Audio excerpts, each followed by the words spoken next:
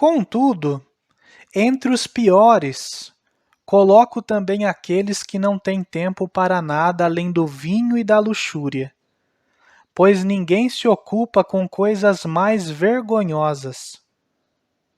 Os outros, mesmo que possuídos pelo vão sonho de glória, perdem-se de maneira decente.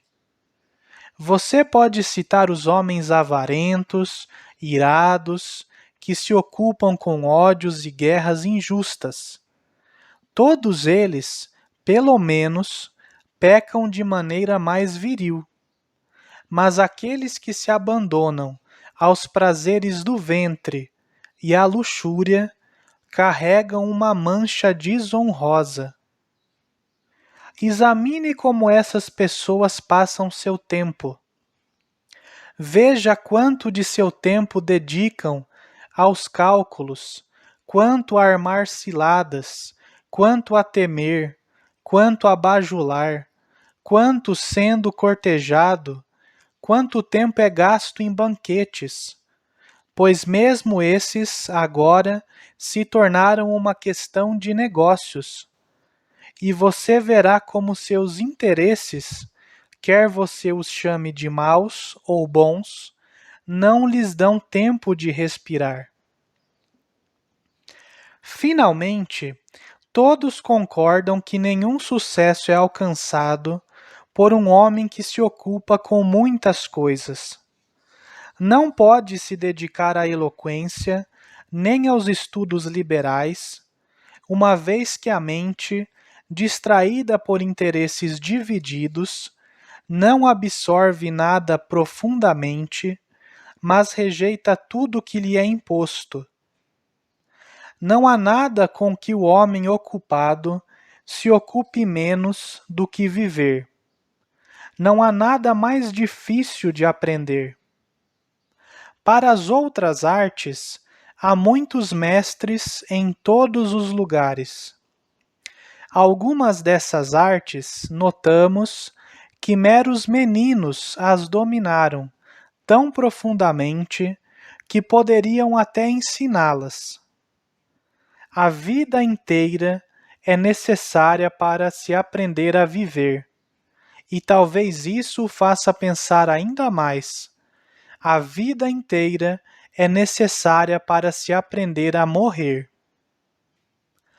Muitos grandes homens, tendo deixado de lado todos os seus estorvos, tendo renunciado às riquezas, negócios e prazeres, assumiram como seu único objetivo, até o fim da vida, aprender a como viver.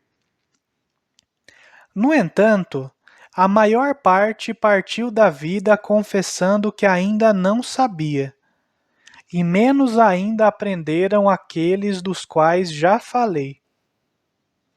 Acredite em mim, é preciso um grande homem, alguém que se elevou muito acima das fraquezas humanas, para não permitir que nada de seu tempo lhe seja roubado.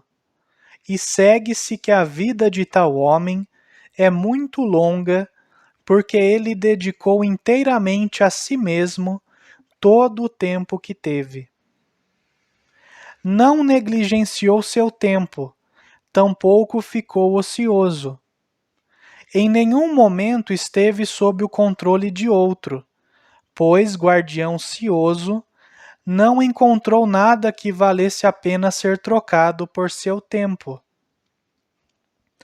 Assim, esse homem teve tempo suficiente, mas aqueles cujas vidas foram roubadas pelos negócios com o público, necessariamente tiveram muito pouco.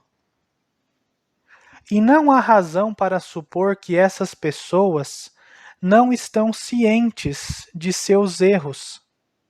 Na verdade, você ouvirá muitos dos que são oprimidos por sua grande prosperidade gritar às vezes, em meio às multidões de clientes, ou às suas causas no tribunal, ou às suas outras misérias gloriosas: Não tenho chance de viver.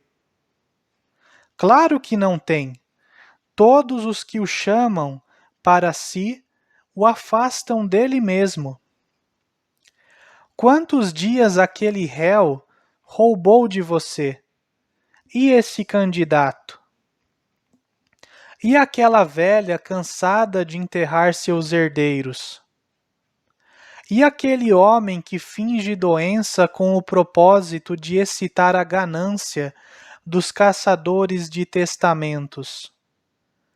E aquele amigo muito poderoso que tem você e os seus na sua lista, não de amigos, mas de sua comitiva?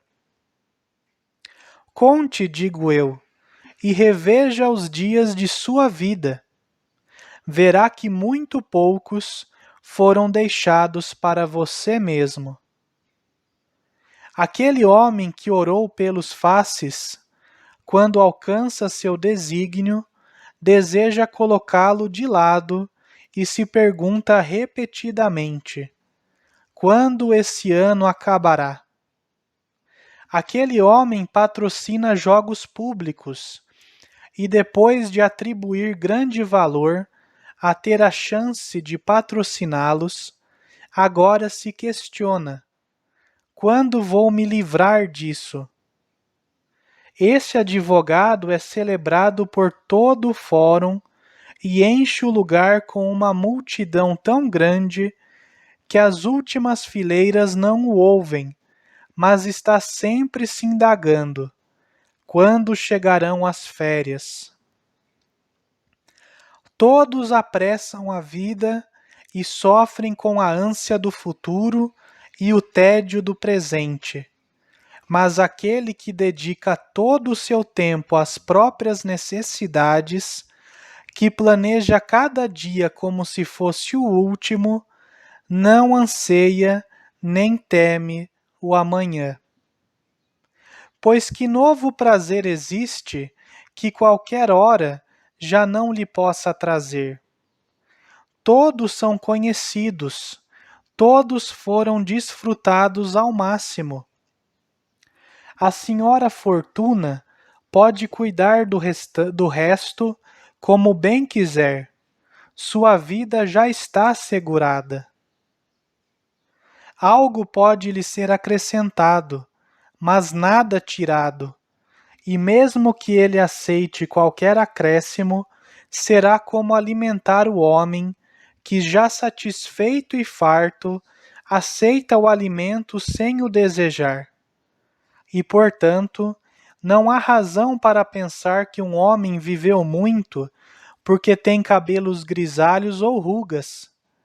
Ele não viveu muito, apenas existiu muito.